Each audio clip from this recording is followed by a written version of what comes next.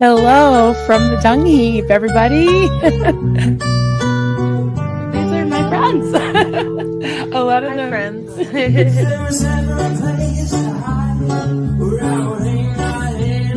There he is. Hi, sweetie. Hello. Good morning, everybody.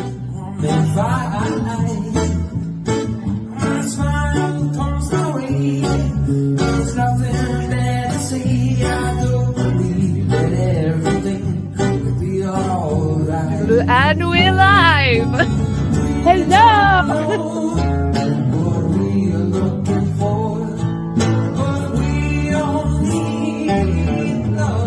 SPTV.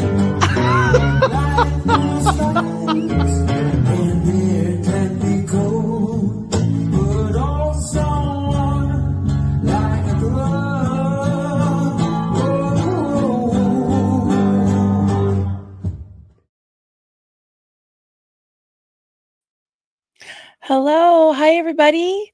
Hello. Great to see you all. So today I'm really excited to have our friend Mark Turi back, and he had some things on his mind and maybe his heart and all the things that he has to talk about. I want to hear it. I want to hear it all. He's one of the smartest guys I know. He's working on his thesis for his master's. He's about to get go into a doctorate program in the fall, and I want to hear about all that. But even importantly, whatever is on his mind, he reached out to me and mentioned something about gatekeeping and his experience and the gatekeeping that he sees going on with people's stories, maybe his. I'm going to ask him all the things, and I want to hear his input. So without further ado, here is our good friend, Mark Turi. Hey, Mark. Hello. So glad you're here. How's everybody? Hi, we're good. Thanks, How are Madeline. you? Good. Yeah, thanks for having me on again. Yeah, This it's been is a an while. interesting Like, topic. glad to see you here. Yeah, kind of So- close to my heart a little bit. So Good. So It's what's all been good. going on? What's cracking here? You're in Hungary still. yeah, of course. With me, just finishing up on certain things and just got some Peter Anderson's in here. Just wanted to say hi to Peter. Mark Possel, one of my Mark Possels is here. Oh, Number 4. Number 4. But Hey, Peter Anderson. Welcome.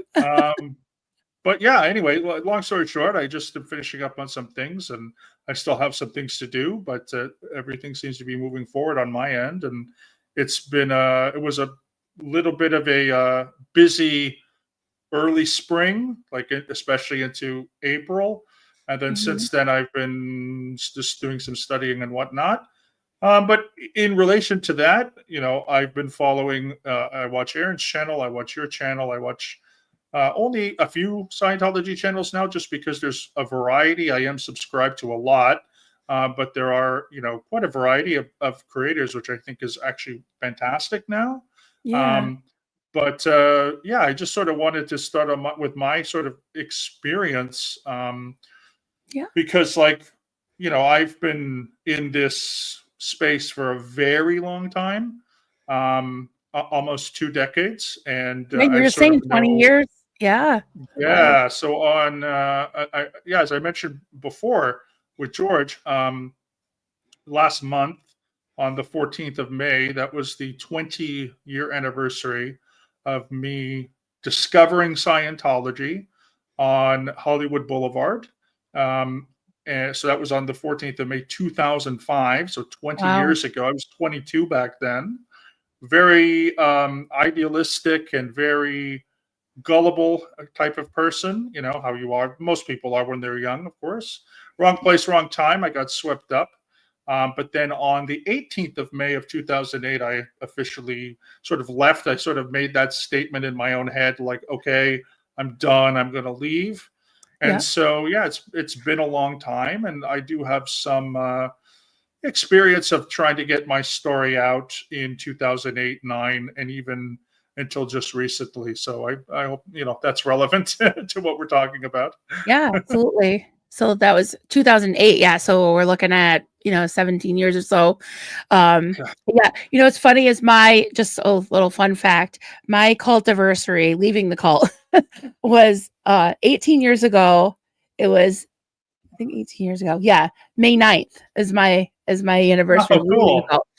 I got into the cult, as I know it, Door of Hope, on, well, I count it pretty much the turn of the new year of 90 to 91, 1990. We're talking.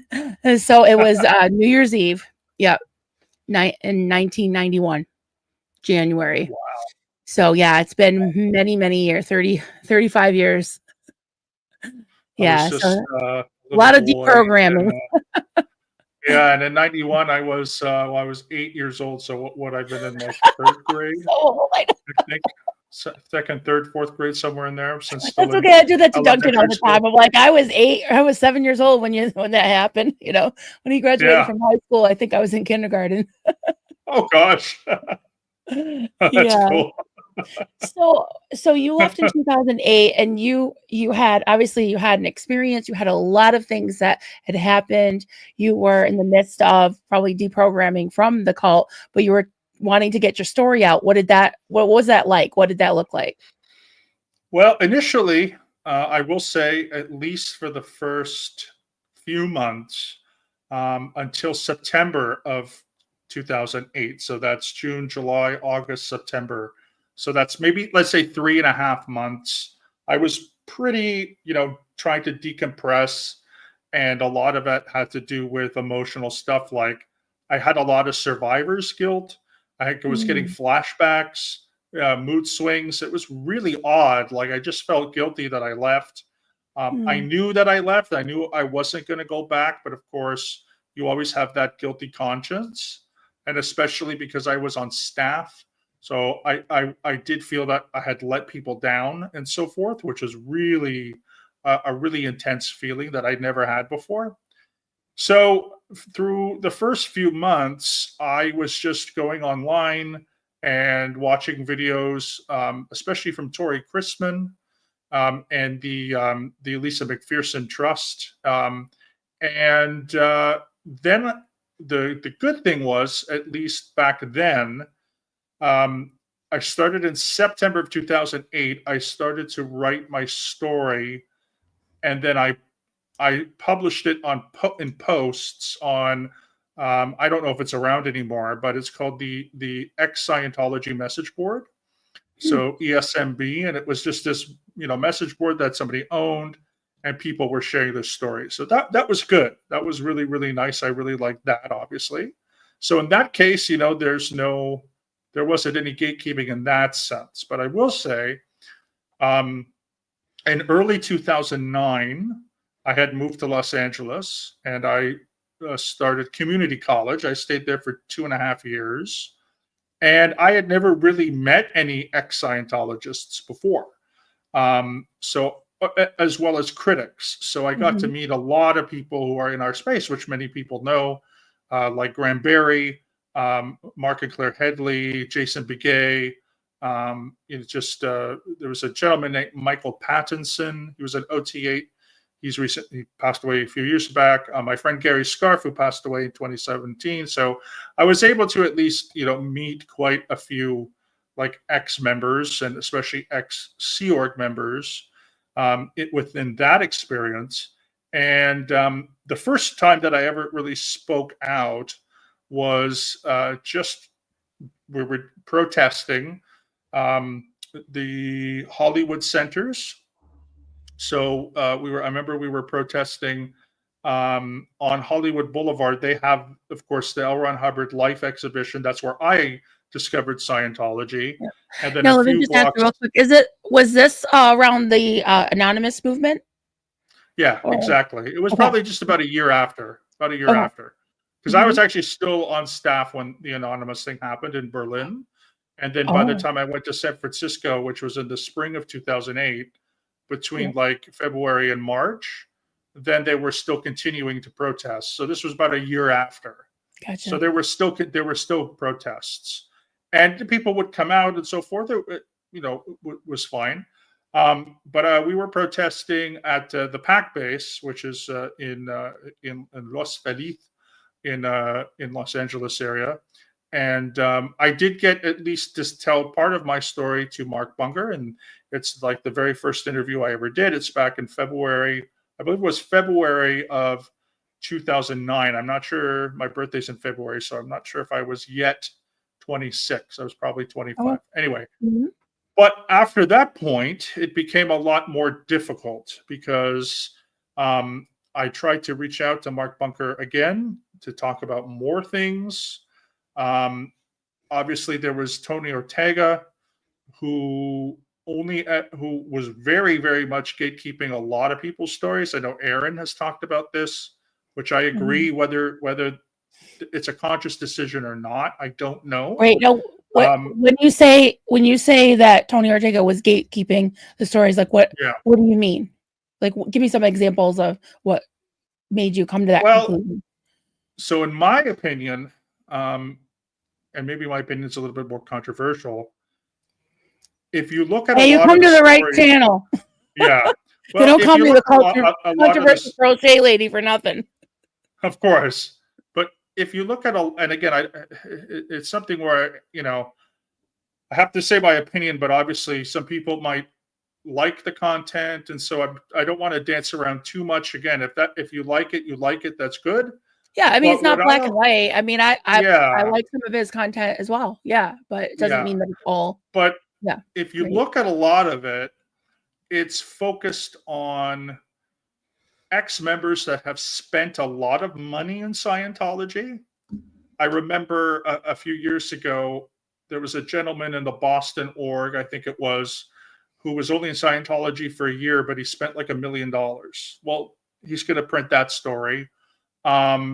High-ranking Sea Org members, people like Paul Haggis, celebrities. Tony Ortega was in the Going Clear documentary, which I love that documentary. But it Mhm. seemed to me the focus was on money, celebrity, fame, and someone like me. I emailed him a lot. Mhm. I emailed him a lot of stuff, and uh, a lot of it was ignored. And then I'd email again. And in fact, when I used to read his blog, I do remember one day that he had posted something about the Church of Scientology in Stuttgart. And I was really angry because I had provided him with a lot of information on Stuttgart. Mhm. And, I was offended that he didn't quote me or anything.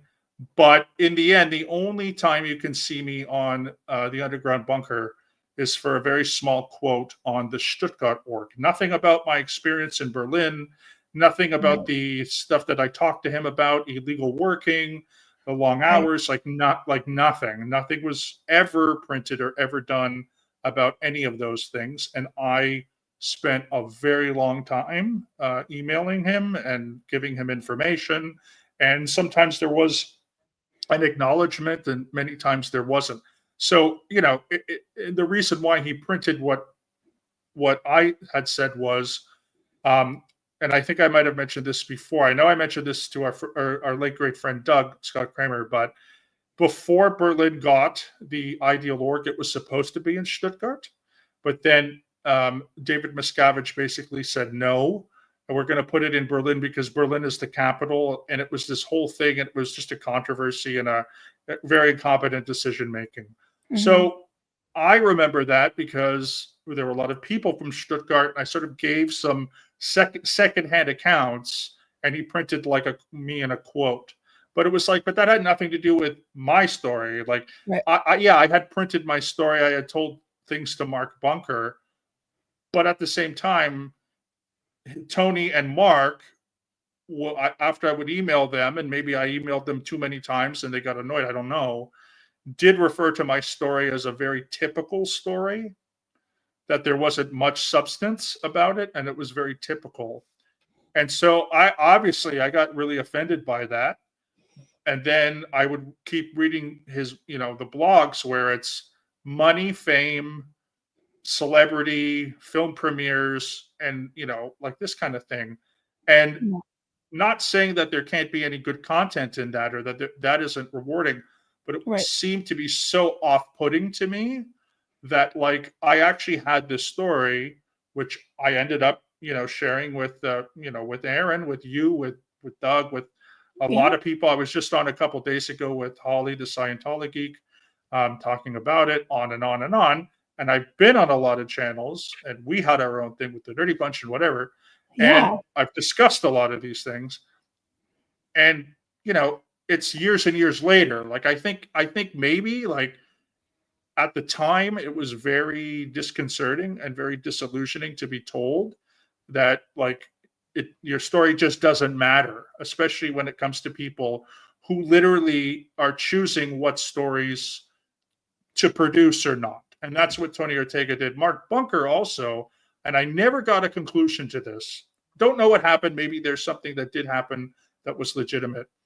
But also about 15 years ago ish, he was going to put out a documentary called Knowledge Report, and he interviewed everyone and their mother about Scientology and their experiences. But I tried to get an interview on that, and again, he rejected me, saying it was just a typical story.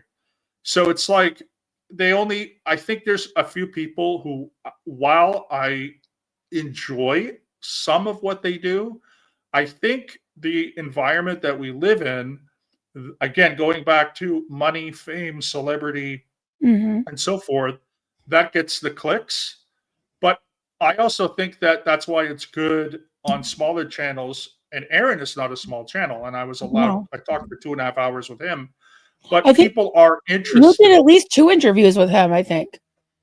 'Cause I I did saw a one. couple of them. I did Oh, one maybe with he broke it up. It could have been he broke it Yes, up. I did one with Aaron. I've Yeah. done two with Chris Shelton, who I haven't talked to her anyways in a few years, but at the same time, I was happy enough to do his. In 2013, there was another friend of mine who passed away a few years back. His name was Rob Robinson. So after about 4 years, so from 2009 to 2013, of Mhm. trying and trying and trying to get someone to hear me, this gentleman, Rob Robinson, as I said, he passed away in 2019. He had me on, and he had a podcast. And I went on his podcast and did 3 episodes of his podcast from late 2013 into early 2014. And every time I do interviews, people tell me they're shocked. In some Yeah.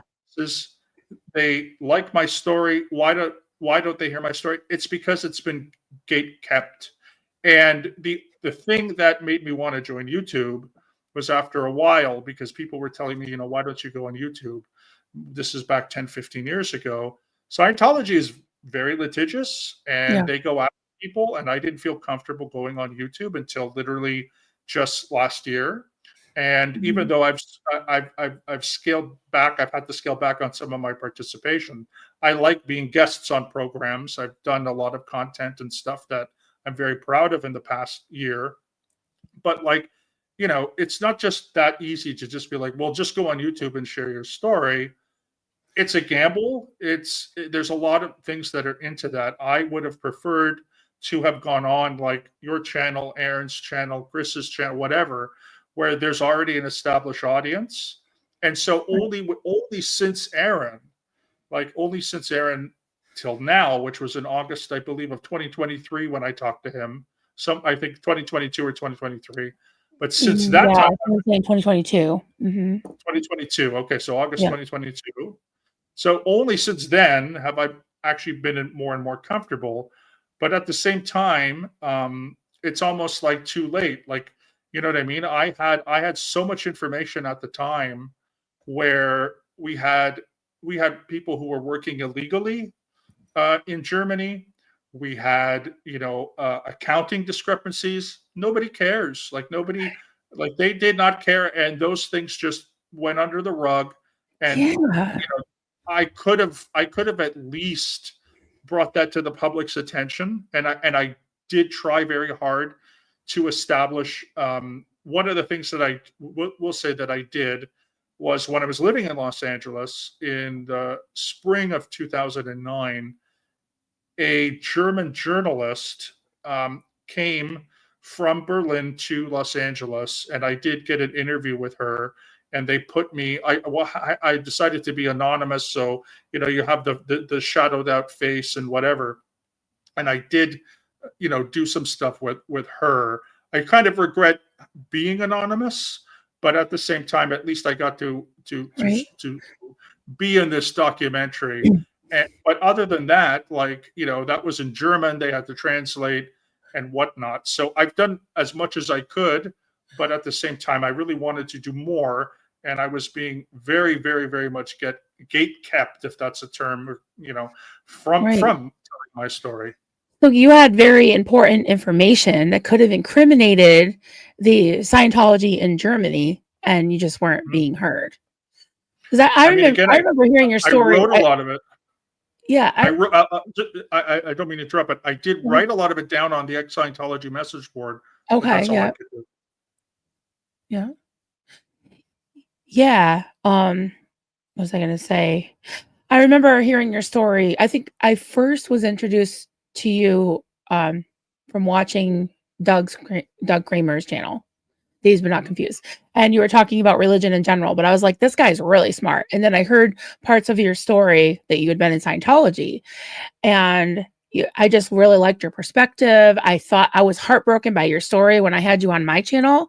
I was like, say again, what? I mean, the starvation and the overwork and the mind games and the amount of intensity, just how they were putting you through the ringer to even try to get out of it. I was like, oh my God. And you were basically trafficked. Like, if that's typical, that just really burns my biscuits to hear that word, because I don't think there's Yeah. anything typical about occult abuse. But well, unfortunately, it is. I guess it is typical of Scientology. But to tell you that, yeah, and the thing is, I know from knowing you for a couple years now, you're not a sensational person. You're not one of those people that are like, oh, poor me, or oh, I want to stick it to them. Like, when you came to me and said, I want to talk about gatekeeping from my experience, and I have a lot to say about it, I was like, Mark, really? Because you're usually go with the flow. You don't like to make waves. And I really like to pick your brain about academic type things and all the, ins and outs of, you know, like brainiac stuff. So when you wanted to talk about like matters of your own personal story and your own feelings, I was like, come on down, because that's, what I do. I like to just dig down and talk about the heart of the matter. And I feel bad that you were kind of brushed aside. That's not fair. Well, how I look at it now is, so when I was in Scientology, I had a lot of different experiences with Sea Org members, and obviously there is a quite a diverse amount. I met Sea Org members that were incredibly like down to earth and humble and relaxed and whatever, but I met a lot that were incredibly elitist. And I kind of hate to say this, but I think when you spend a long time, like in something like the Sea Org, it still affects people. Like, you know what I mean? I don't want to say that in a negative way, because I do know, even for myself, that there's a lot of work that has to be done. There's a lot of, you might have to go to therapy. So you have to then trust the therapist. That is not easy coming out of Scientology. That wasn't easy for me as well. It Right. took me almost a decade just to trust a therapist, and I was in for 3 years. So I have the utmost sympathy with people who've spent their whole lives in, and it's difficult, for them to heal. So I'm not trying to pass judgment, but it seems like there are people. I mean, I have private messaged people to say, like, here's my story. I'd like to come on your channel.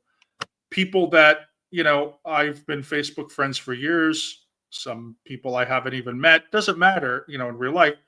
But like, I just don't think they care. I think that there tends to be, among some Sea Org members, obviously, Chris Shelton was different because I was on his channel twice. Aaron Smith Levin is different. I was on his channel, and a lot of other people don't care. But yeah, when Aaron was talking about how, like, certain people just don't care unless you've interacted with Tom Cruise Mhm. or you worked on the int base. I know some of those people who we're talking about, and I don't have any ill will against them. I don't have anything bad to say about them, but there is an attitude that carries over, and I sympathize because it's not easy. Like, we're all trying to heal from this trauma, and this trauma is absolutely brutal. And if you've been in that amount of time for 10 years, 20 years, 30 years, you can do a lot, but it's still part of your personality. Even myself, like, Yeah. by the way, um, I know for a fact, and sometimes I don't. This kind of side of me, if you would like, I try to keep it down, but I do know for sure that if I'm ever, and because I have been in a few situations, where if I'm surrounded by people and they're all almost like ganging up on me, or that we're trying to do a debate, or because I used to go to like meetup groups and we used to talk about all kinds of big issues and stuff. And if I'm surrounded by people and they're all talking at me and telling me I'm wrong and telling me I'm wrong, I get into Scientology mode, which is you become very aggressive, you become very angry, you put your TRs in, you play some games, and I know push comes to shove, that is still with me. Like, my Mhm. communication, in some ways, in some scenarios, even though it doesn't appear to be this way at the moment, I do know if you push the wrong buttons, that TR Scientologist, aggressive communication, forceful communication, Right. insulting communication does come out of me. And I knew I learned that in Scientology. I was not like that before. And I was So only in for three TRs years, just, I mean, most of us would you know know? what that is, but TRs is Yeah. training routines, and you're Training learning routines. to be like Yep. almost um how do you explain it? Like, I was thinking about that Tone Well, 40 thing where they're always so intense. It's like in your face and just really um yeah, like intense. it's Like Tom Cruise. very, I think of Tom Cruise, how he's very intense, you know? I would say Aggressive. Scientology communication, just in a nutshell, it's very direct. Yeah. It can be interpreted as being very rude and very aggressive. So Mhm. you say what's on your mind, like you say, like, you're annoying me, you're an idiot, shut up. You know what I mean? There's no compassion. It's like, I Right. think you're a terrible person, get over it, goodbye. And I know that people can, if they push the right buttons, I can get into that uh, part of me, and that's why, like, Mhm. this is why I've had other experiences with other groups, even going back to as recent as 2020, 2021, Mhm. where I have to have some kind of space between those things, because Yeah. even I, 3 years, did the TR's course, the Successful Communication course, and it's very difficult. So now we take that same amount of intensity and aggression and even rudeness and elitism, and we're now multiplying it by, in some case, 10 times for an individual or whatever. And Mhm. I get it. It's just disconcerting, but I get it. So it's like, I would love to share my story more, which again was one of the reasons why, after so many years, I finally started this channel. And we also, a couple years back, started talking, and then that channel got taken away. And then now I have this Oh, one. yeah. But I was thinking that. at the same time, I sort of get it. So when I message or email someone who's an ex Sea Org member in base, and they just don't even get back to me when I say, "Hey, I just want to share my story." Mhm. I know I don't know 100% what they're thinking, but I Right. can kind of assume that it's more like, well, who cares? And that to me, whether that's 100% true or not, I'm pretty sure that's part of it. And Yeah. again, that's what I also find disconcerting, because I don't care if you're in Scientology for, a couple days, or you've been in for, 70 years or whatever. Like, everyone has a story.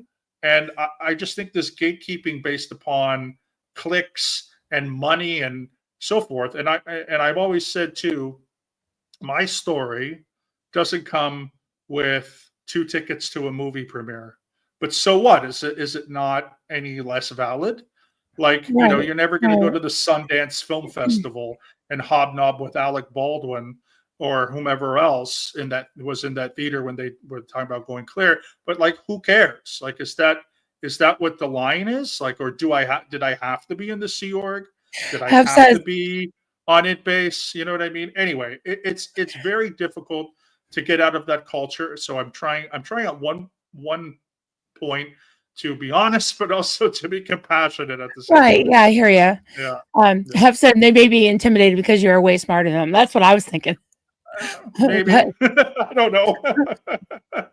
I try not yeah, to be they're lost. Like, that I know. arrogant, but I No, don't one of know. the things that I thought, okay, two thoughts while you were talking that go along with what you're saying when you were describing like how ex Scientologists act because of Scientology. One thing that Aaron said to me recently on a stream that he said that the two emotions in Scientology that were acceptable. The only two emotions were like this cheerfulness or anger.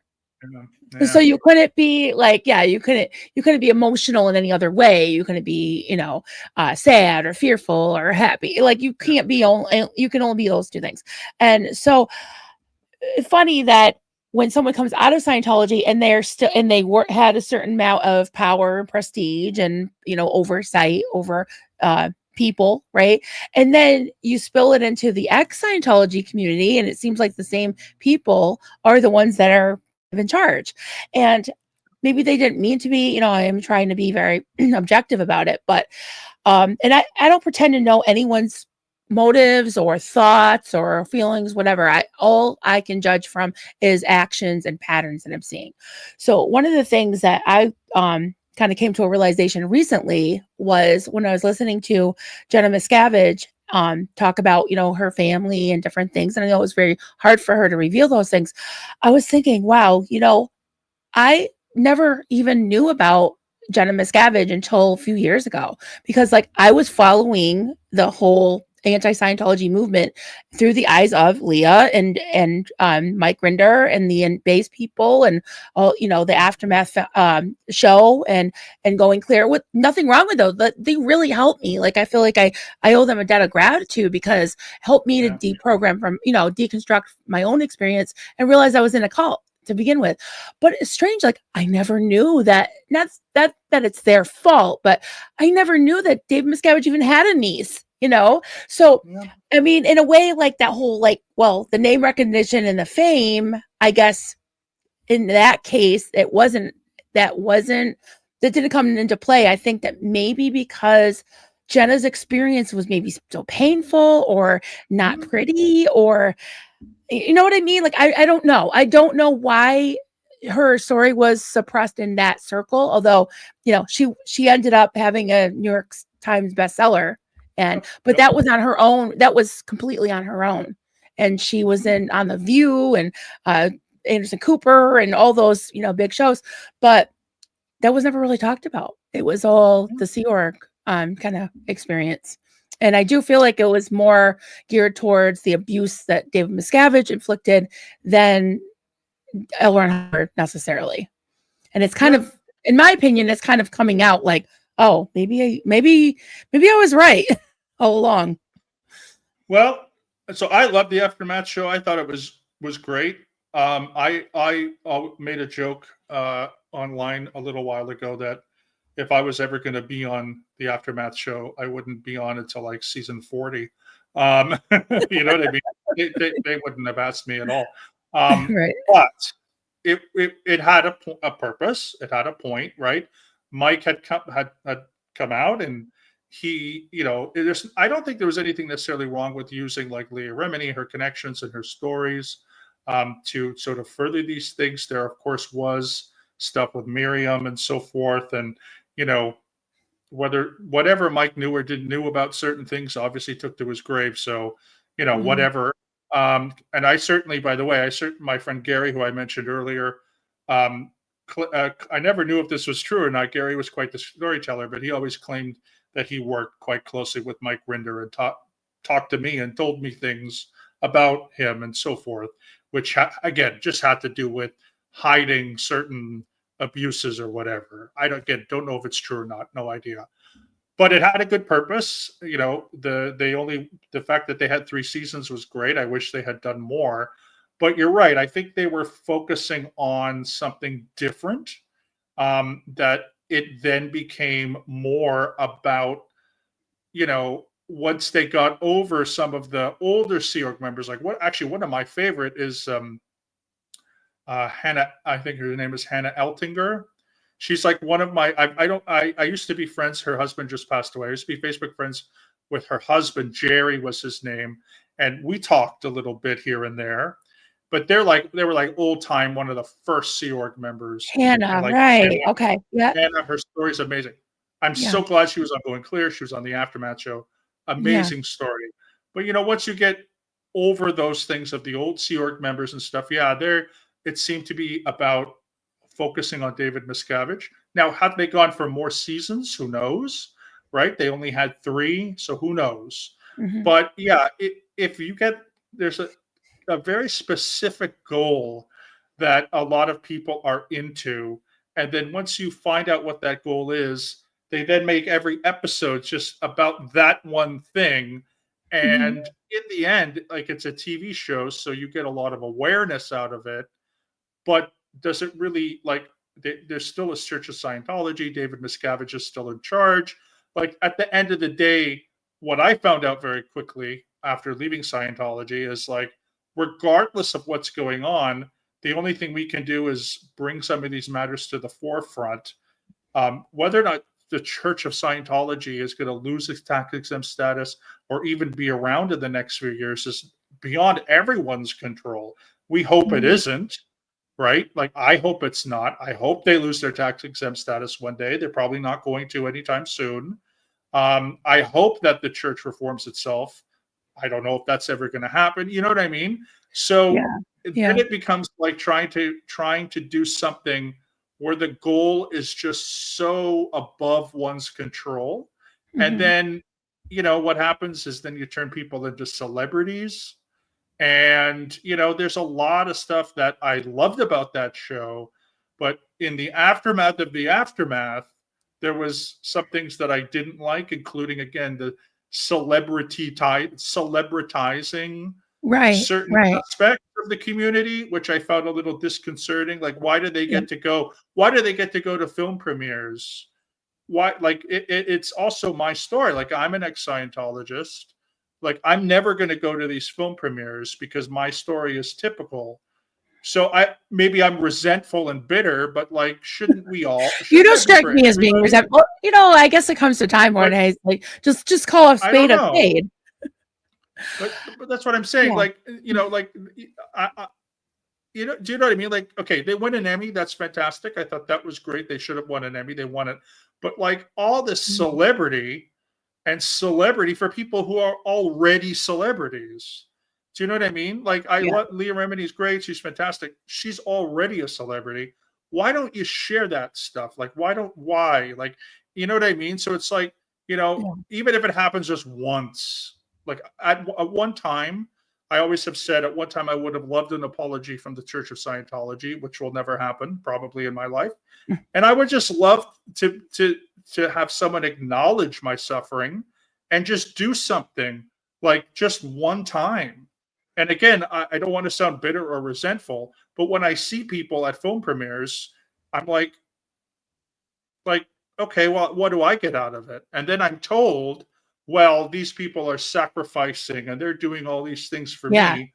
But it's Yeah. like, are they doing it for me, or are they doing it for themselves? And they have to Mhm. justify that they're doing it for the people like me, because I don't think Leah Remini knows who the fuck I am. You know what I mean? I don't Right. think so. Like, I don't think I messaged Mike Rinder once or twice. You know, I don't think he knows or cares about me. Do you know what I mean? So it's like, I find it very hard to believe that Sea Org style elitism, which I know very well, while maybe it's dissipated a little bit, I don't think it's totally gone away. And I know that Right. mentality.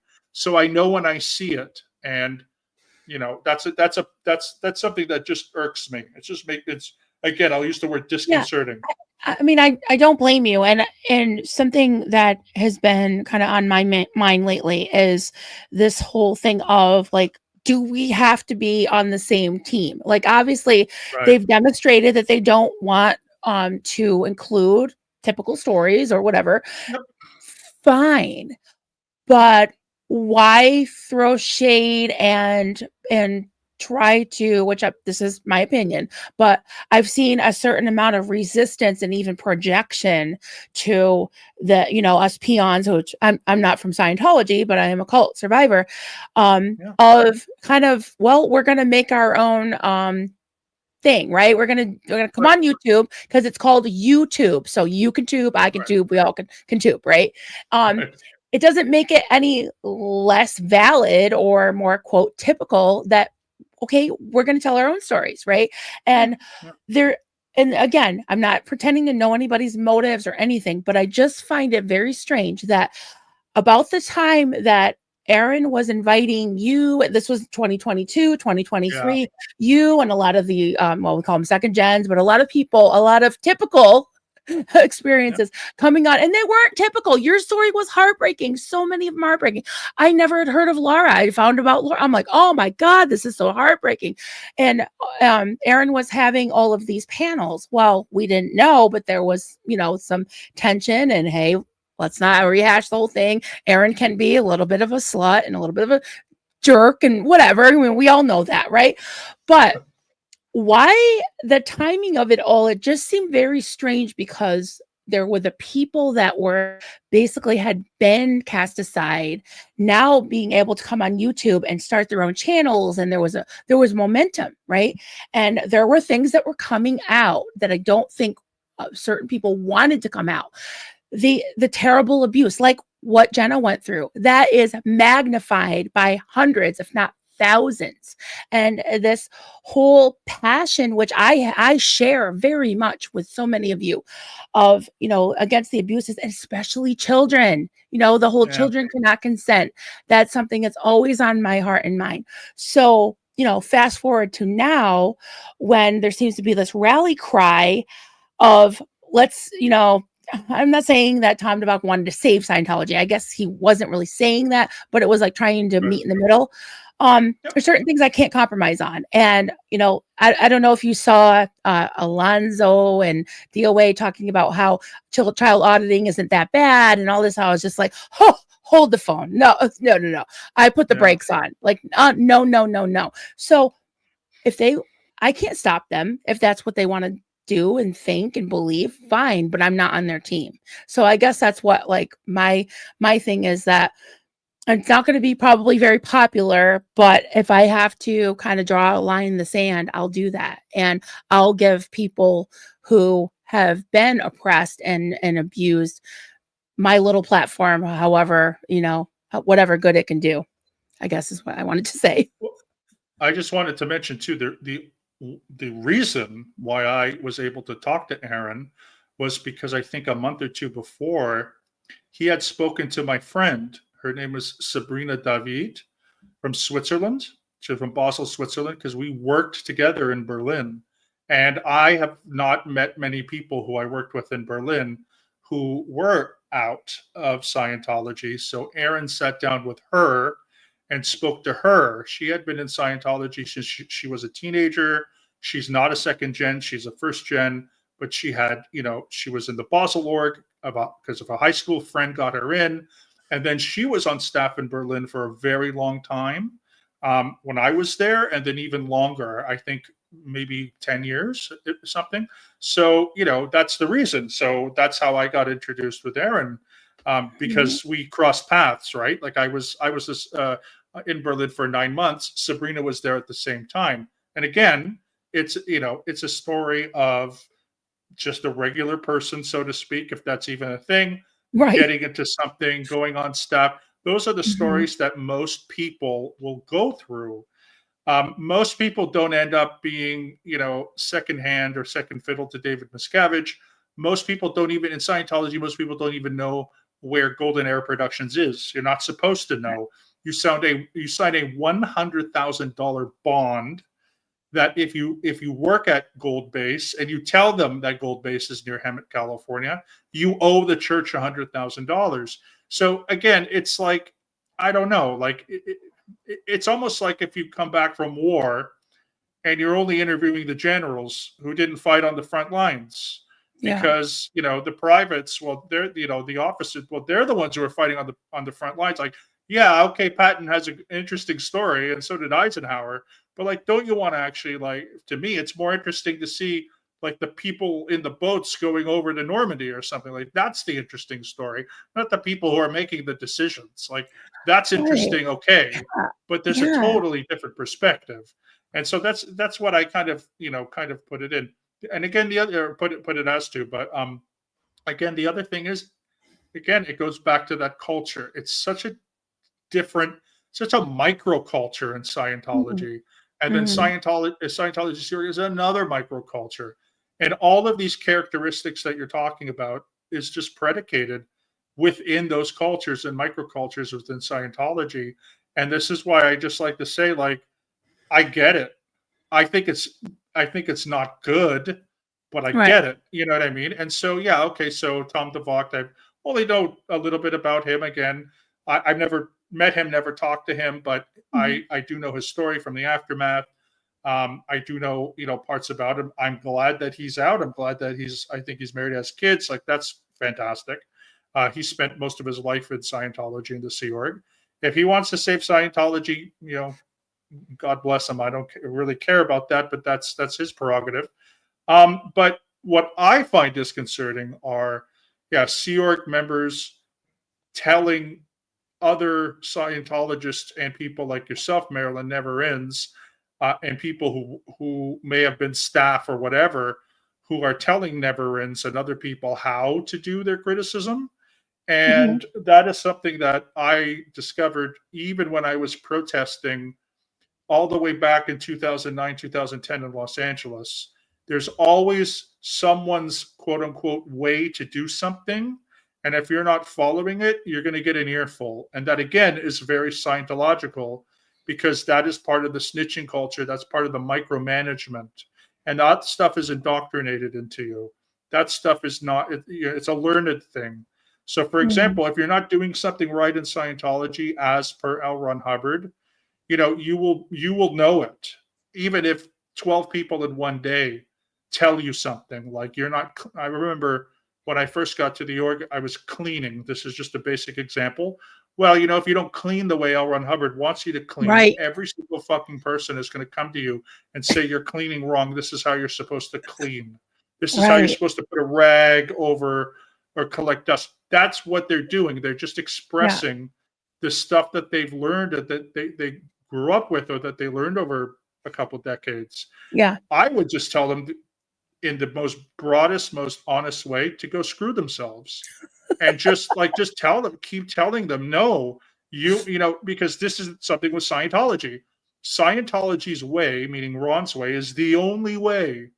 And so you get that kind of mentality that bleeds into when you leave. So just tell them no. And if you don't like it, be honest with them. Say, then why are you watching my channel? Like, are you just watching it in order to critique and tell me what I'm doing wrong? That's stupid. You're a loser. Tell them that. You're a loser. You're an idiot. Get out of my face. You have to be like that with Scientologists. I know it sucks. It shouldn't be. We all should be polite Canadians, Oh yeah, hey, oh yeah, hey. Well, sorry, that was that was my thought. That was my thought. Is instead of telling us how we're doing it wrong, why don't you just go do it your way, do it right, do it the right way? I'm all on board. I wish I had the goods on Dave Miscavige and could get him indicted and thrown in jail. I would love to see that. Go for it. I don't have any way to help with that necessarily, except for maybe just getting the word out if it happens, or like whatever the movement, but that's not my focus. Like, that's not something I can do. So it's like, don't shame people for not doing it. Just go do it. That's great. But the other thing is, we have to be real. There is no smoking gun that's going to end Scientology. Stop looking for it. Yeah. Over the years, whether it was someone who currently left the Sea Org, they're like Debbie Cook, she was going to be the smoking gun. Nobody, Scientology survived. The Tampa Bay Times did the Truth Rundown, great piece. Yeah. That was going to be the smoking gun. There's no smoking gun. Scientology is going to, and it's happening right now. This is what Aaron alludes to. It's shrinking and shrinking and shrinking and shrinking because Mhm. it cannot get new members. That's what's going to destroy Scientology. Not one person, not one lawsuit, nothing is going to Right. do it. It's going to take a long time, and it may not even happen in our lifetime. There may still be a Church of Scientology in 20 years, 30 years, 40 years, 50 years, because since the thing began, everyone has been saying, oh, it's the end is imminent. The end is imminent. As I said, Scientology is probably not going to get its tax exempt removed. You can try and do all that you can and talk to your, your congressperson, or if you're in another country, you're a member of parliament or whatever, but like it's not going to. So the best thing is to do passive information, which is you just share the truth about Scientology, and people like us who are on this stream, okay, I don't know how many people are on the stream right now, but that's how many people who are not 70 in people Scientology. watching. I'm sorry? Yeah, 70 people watching right now. Okay. If 70 people join Scientology in multiple orgs today, it would actually be amazing for Scientology. They And would I'm love not that. even Yeah. kidding you. Some of Yeah. you might, maybe by chance, let's say there's a couple of people in London. There's 3 people in London. If 3 people in London joined the Church of Scientology today, they would be ecstatic. If 5 people joined in Boston, they would be ecstatic. That's Yeah. like not, that number is so infinitesimal. But if 70 people joined the Church of Scientology today, that would be remarkable for them. Well, Be a 70 big people are deal. not joining, so that's the positive. That's what we will do. So don't be too grandiose, because there is no smoking gun. Like there really isn't. It's not going to be one event or one person. I Yeah. think had if the gentleman, remember Pat and Annie Broker, Yeah. I really would love to see Pat Broker come out and say something. But at this point, it's not going to end the church. If Right. anything, it will just reinforce what we already know. There's no OT9, there's no OT10, etc. So it's a lot of confirmation bias. It would just be nice, but that's not going to end the church. Like no one thing. And I also think that we are human. We need to have hope. When we see an injustice, we have to remedy it, but we have to do it realistically. We can't just go chasing after wild goose chases, because I've been on those things for years, where you get your hopes up that like Debbie Cook is going to be the person who ends everything, and then life takes over. And yeah, she took money and she's quiet. Good for her, to be honest with you. Right. If someone gave me a huge sack of money, you know what I mean, and that was the requirement, was to go live my life and be wealthy, I probably would take it in some cases. You know what I mean? If I Yeah. were You know her. what you value, So right? like, yeah, I mean, you suffer for 20, 30 years, and then someone cuts you probably 7-figure check, and you go live in the Caribbean. I'm not against that, Okay, so it's not going to be one person. It's not going to be one story. It's basically, again, this idea that however many people there aren't in Scientology who are objective, or what would be the word? They're offended by Scientology. They don't want to join Scientology. That's the best we can hope for, and that's happening Yeah. right now. Yeah, I was thinking about William Good, the work that he does on the street, Yeah, the testing exactly. center. He's probably kept Scientology from many, many, new recruits. Mhm. So if you freeze them out, like I think anybody under 40 that's heard about Scientology knows that it's a cult, Yeah, And so pretty much. I don't think I think they're going to be deprived of new members, and a lot of the older members are unfortunately passing away in terrible, Yeah. terrible conditions. But just raising the profile of the abuses, and not just Dave Miscavige, but all the Exactly. abuses. It's not just one person. He's not Scientology. Yeah. One thing I do agree with Tom DeVos, a lot of things I did agree with what he said. And I don't think he meant this, but he said, we were Scientology. Yes, you Right. were. Yes, you were. Not in the way that he meant it, but the way that I took it was, yes, it's not Scientology that did all of Yeah. this terrible shit. It's Yeah. the people that were in there. They were brainwashed. Yes. I have tons of compassion. Yes, because I was that in that type of situation. So I do understand it, but it doesn't make it right, and it doesn't give somebody the right to exclude anybody else's you know thrust of what they feel is important, what they want to talk about, what they want to focus on. And again, like, I felt like, I'm free to not have the same exact focus as someone else. And if Yeah. someone likes Scientology, I don't have to like them. I don't have to like Scientology. I'll like them, but I don't like Scientology. So if Scientology isn't a cult, then why am I here? You know what I mean? So it's Yeah. like, if they want to think Scientology is not a cult, or they want to like Scientology, whatever, that's fine. But don't tell Yeah. me I have to be on your team, because I'm not. Yeah. Exactly. Exactly. Yeah. And I'm like that too. Again, whatever. I know we've had some questions about independence and free zones, which we can get to later. Yeah. I'm I neutral have, on that. oh, I don't. wow. You I'm have just quite a whatever. few really good comments We'll I we'll want to. get to that. We'll get to that, and I'll tell you my opinion. I do want to say though that again, I have an opinion on that. And I think I have some evidence, whether it's subjective or not. It doesn't matter. But at the same time, I will just reiterate that if you want to, this is the issues. The problem with Scientologists and ex-Scientologists is that um, if if they go low, you have to go lower. So I think it's pretty low telling people how they should be running their channels. So you got to go lower, and that means that you do have to. The examples I gave of just telling them, cursing at them, swearing at them, telling them to go f themselves. You have to do it.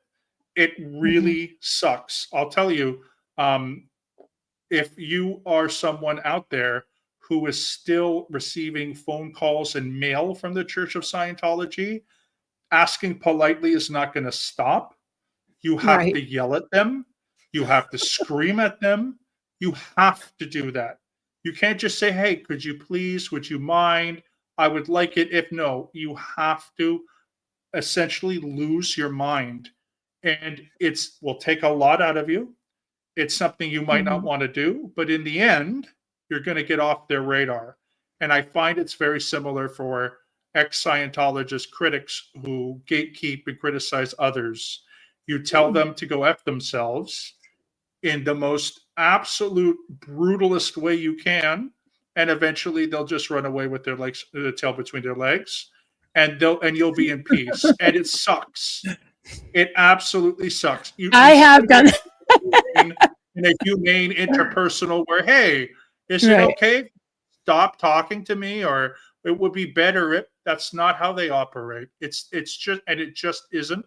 And again, no matter how you feel, I'm telling you, you have to be aggressive and you have to use curse words. You don't want to do it. Unfortunately, the end result is they're still going to be attacking you. So if you want any advice from an ex-Scientologist, bull bait them, and you can find what that means online. You bull bait them, and they will eventually go away, like 2-year-olds. Wild. That's wild. That's just so. That's how, I mean, listen. I've had times when, well, it's not my proudest moments, but recently, I was called a racist by an ex-Scientologist, and I looked at the camera and I said, "Go fuck yourself." And that is just yeah, so not like, I beat myself up for days, but you know what? I left it up because I was like, I I don't know. It was like it brought out the worst in me, but I was like, "Well, I'm yeah, not gonna just shrink. I'm not gonna just no, let that go, because that's not okay, and it's not true." So, it definitely has given me more of a backbone being in this space, because, like, I have so much criticism, and a lot of it I take to heart. I really do listen to people, especially that I really, um, respect. right? But I don't have respect for people who just shut others out and Yeah. dictate things and then fail to, like, there's all these trolls running around that are basically defending a certain group of ex-Scientologists Yeah. and constantly attacking survivors who are advocating for children and advocating for, Yeah. people who have stories that really could at least help to indict the church, Yep. like the cover-ups of child SA. How many of those stories have you heard? Like from like I mean, just saying, Miriam was really the only one that really came forward Yeah. with the Aftermath show and Mhm. laid that out. And here she's still trying to get justice, and hopefully she will soon. I hope so too. But yeah, again, it's if you got to fight fire with fire, as they say. And as I said, like I just know the culture in Scientology, and I know that for they might seem to be attack dogs in the facade, but they're really really terrified cowards. Scientologists um, will act all aggressive, but like if you go and protest them, they cower because they don't want to be upset. And so it's like they're not attack dogs, they're cowards, and you just have to show them that you are more of an attack dog, and you will get them to stop. And it It's just funny unfortunately it works for hearing that Texas from as you because well. you're such a very like low key Yeah. guy. But I have my attack dog stuff too. Like I mean I do. Just talk about other things that grind my gears, and we can get into it. But I don't know. I just yeah. To me, again, a lot of it is just you have to fight fire with fire. And again, I know this stinks. Yeah. Or you just ghost people. You just ignore them. The other thing I want to say is like there's words that when I was growing up, and I'm sure when you were growing up, Marilyn, like racist and stuff, which it used to have such a meaning, and now it is Yeah. used Yeah. all the time. If you don't agree with someone, you're a Yeah. racist. If Yeah. you have a different opinion, it's like that's a word along with a lot of other words that Yeah. have been totally misused. And honestly, in the culture we live in today, somehow, unless you figured out later that you were being racist, like legitimately, and you have to walk it back and apologize, okay. But if you disagree with someone, to be called racist and you haven't said anything about anyone's race or whatever, it's No. so pathetic. Like it's really No. just to shut people up. And there's a lot of people, and I would say to tell people, don't like stand your ground and say Stopping cliches. Yeah. like this wasn't about race.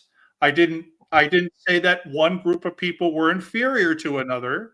So, Hmm. this is stupid, and bark back. And I'm telling Right. you, people are not, Yeah, I know in my heart of hearts, I I'll don't bark, believe they'll that. bite. Yeah, Yeah, I know it was just ridiculous, but yeah, it just I'll pissed bark, me they'll off. bite. So Yeah. those Well, people are something I was cowards talking anyways. to Liz Gale about the other day because we were talking along the same kind of lines about a little bit of gatekeeping and her guttural visceral reaction to Tom DeVock and all that, and we Right. were talking about these thought stopping cliches and these things that are overused and things are misused from Scientology.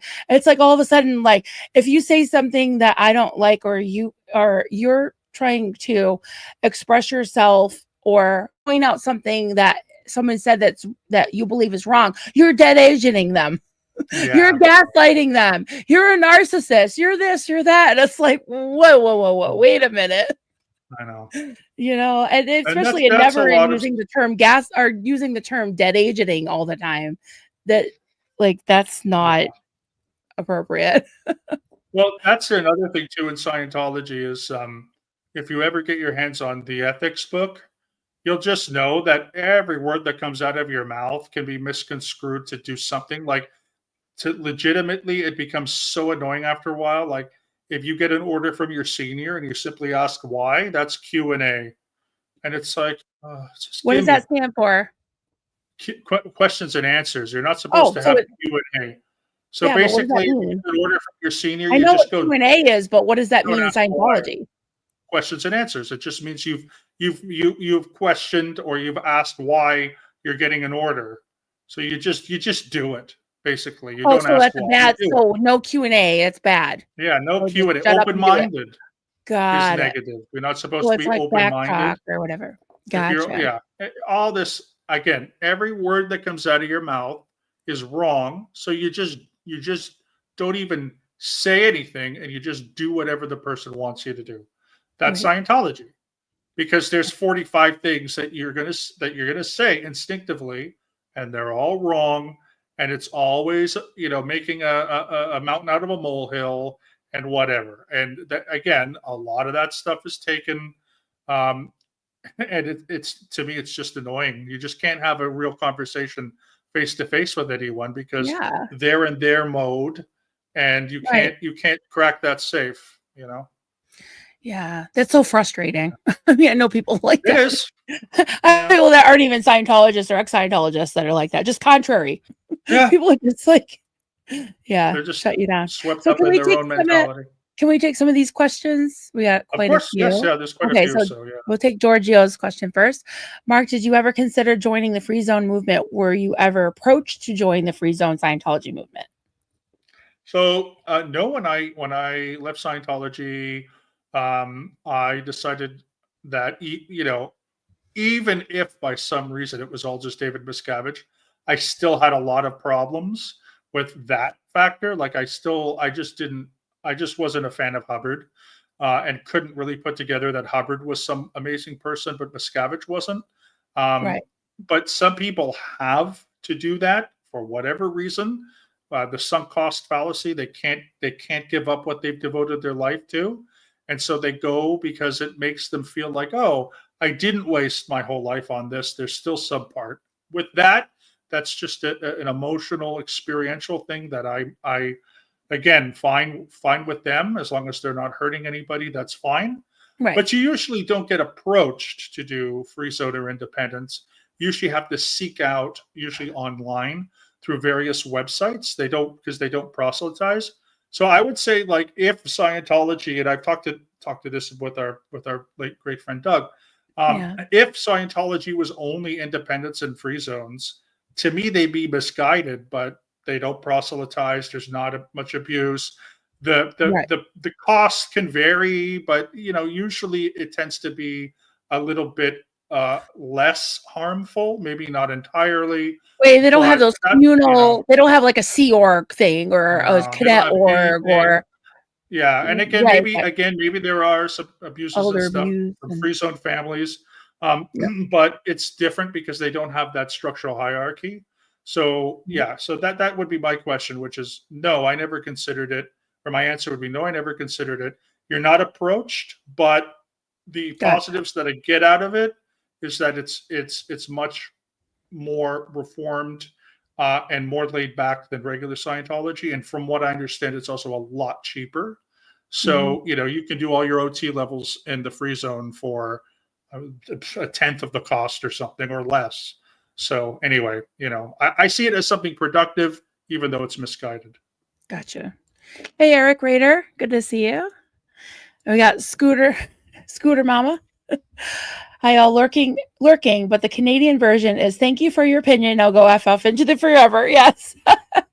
Pretty much, eh? Polite. Well, I That's mean, being great. from Toronto, I know my Canadians, my cultural Yeah. politeness. My husband, this was a while ago, probably an hour ago, but my hubby stopped in. Hey, hon and Mark, he calls me hon. Wonderful viewers and beautiful day. Yes, it is beautiful. I gotta get outside a little while. Could be calling me hon. I mean, I don't know. Yeah, well, you're cute. I kid. Peter Anderson says, thankfully your time in Scientology was short. Not so many people were Yeah. that lucky. Yeah. Yeah. But even 3 years, I mean, that's enough. Yeah, that's definitely, they say it takes 6 weeks to form a habit. So 3 years is quite a long time. I But, was in it, so you know what I mean. Like it wasn't. I was devout, so yeah, a devout 3 years. this is interesting because coming from a lifelong journalist. Joel McCoy, Tony O is an old school reporter. They chase the big names, and that is why now so many real people are sick of him. He will never change, follow the money. He is money driven, and Yeah. that's a valid opinion. Yeah, And I I could know that see what you're saying. Aaron has called him like a grifter and a cloud chaser. I don't disagree. It just Mhm. took me a long time to figure that out. Yeah, But you know what? Whatever. I would highly, highly doubt that he, even though he interviewed me years ago, I would highly doubt he even knows who I am or remembers my name because again, my story doesn't come with 2 tickets to a film premiere, and I think that's why he's doing it, and that's the yeah, feeling I get. If there's a yeah. problem with that, fine, but that's what I get out of it. Well, yeah, I mean, I noticed that, Joy Vila was definitely got an instant attention from him Yeah, and his little friend from the UK that was blowing yeah, up her DMs, immediately. yeah. But if it was somebody, typical like you and I, that would definitely wouldn't have happened. But whatever. No, Oh well. Jojo says, I admire Mark for coming on and telling his story. Yes, thank if you, you Jojo. haven't seen the other streams we've done, I feel smarter just being in your your digital presence. But I like to pretty much talk about anything with you. I think it's great. Uh, I couldn't believe how different people looked. Aaron has definitely had a glow up. Oh, from the aftermath show. Right. Okay, gotcha. Sharona says they're trying to keep the hierarchy going. Very sus to me. Yeah. Yeah, Yeah. I agree with that very And, much. uh, It's toxic. yeah. And I have to laugh when people call me a grifter or even, Aaron or whoever that we're grifting. It's like coming from people that seem to be whining about money and like some of the trolls and some of the other people who seem to really want, that kind of fame and fortune, even out. I mean, I've said this before. I had a pretty extensive week or two long exchange with Mike Rinder back and forth, and Wow. he Okay. made it clear. Yeah, I mean, I've shared it, some of it with people, but I'd be happy to share it with you. One of these days, I might, like, people have asked me to publish it in its entirety. I don't know if I'll ever do that. I feel like no, I don't know. I don't know. I don't really. It's not. I don't want to cause any trouble. I just feel like the truth is the truth, and Yeah. he made it very clear that his number one focus was not my concerns about the Aftermath Foundation as much as it was bringing Aaron down and wanting to make me hate Aaron. That Yeah. was the focus. And this was a year before he passed, about a year before he passed. So it wasn't like at the Yeah. end when people were like, oh, his neuron, you know what I mean? Like his Yeah. brain was cancerous. That wasn't the case. So yeah. So I said all that to say there's a lot of projection going on, a lot of things that have happened that are, as was it Sharona said, a little sus. So I don't know. I don't pretend to know people's motives, but I do see some very strange actions and reactions and patterns, you know. Take it Yep. for what it's worth, And a I lot guess. of that again, a lot of that could be a mix of things, but I still think the being raised a certain way in that Yeah. environment plays a role. And when you leave, there's a lot of healing and there's a lot of stuff that is on the turnaround, but it's Mhm. very difficult for a lot of people to just become a completely different person overnight. It takes a long time. Yeah. And I think that there's a lot of strides that are made with our exes and ex people, but there's always going to be a little bit of the Scientology self still around a little bit, and that's just kind of the reality of the situation. So, and Yeah, how we people react. talk a lot about having grace, and grace is a little bit of a trigger word for me because coming from where I came Right, from. But I think of grace as more like space, like giving right, people space to grow and to learn and to yeah, deconstruct what's happened to them. exactly, And everybody is different. Like even though like when you're in a cult, it seems like there's this total top down kind of cookie cutter thing, but that's not the way reality is, right? yeah, So exactly, like this is an example from Constance June. I was thinking this is really good with Jenna. some are just jealous. Jenna has a unique experience, treated better in some ways as a child, but treated way worse as an adult because of expectations of the last name. That's a really good point. It's like, because Very good. she had a certain expectation because of who she was. But really, who are the Miscaviges? Like, how are they? As my dad used to say, they put their pants on one leg at a time like everybody else. It's like we're all human, and carrying over that whole hierarchy of like hero worship. I just don't think it really has any room for, that shouldn't be any room for that in this space. I agree. Yeah, absolutely. So what else we got here? Constance says the executives not talking about Tom only focus on Miscavige for a reason. They have put focus on him for a reason. Do you think? What do you think that would be? Well, I mean, first of all, David Miscavige is the leader. I mean, there's no other leader. When I was in the church, when I was a member, we used to think that there was like tons of management, and he was just the head of RTC, so he was important. But then there was executive director, International Church of Scientology International. So there was a whole panel of people, a whole host of people. But he's the leader. He's getting rich off of it. He profits from it. He's also in charge of Author Services Incorporated, which holds all the copyrights to all of Hubbard's publication, and that is profit-based. So it's an easy target to go on, and he's done a lot of horrific stuff that thankfully a lot of the public knows about now because of shows like The Aftermath and so forth. But he's a hard cookie to crack because he's protected, and it's great to see him in court. It's great to see him get depositions. It's great. But again, I don't know if even if he is deposed and admits it's all a scam, what's that going to do? Like, I just don't have a lot of optimism that he's going to break down one court that's all going to be over. Right.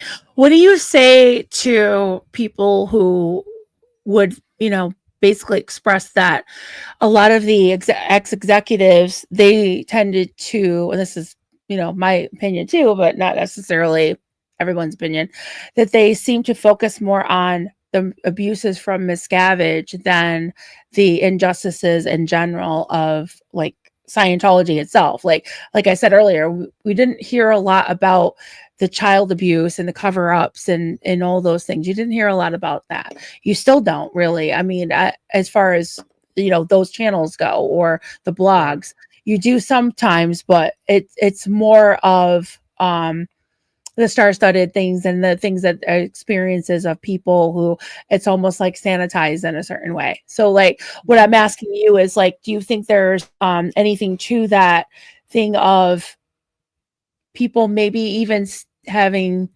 stayed in if they hadn't been, demoted to the hole or abused by Miscavige?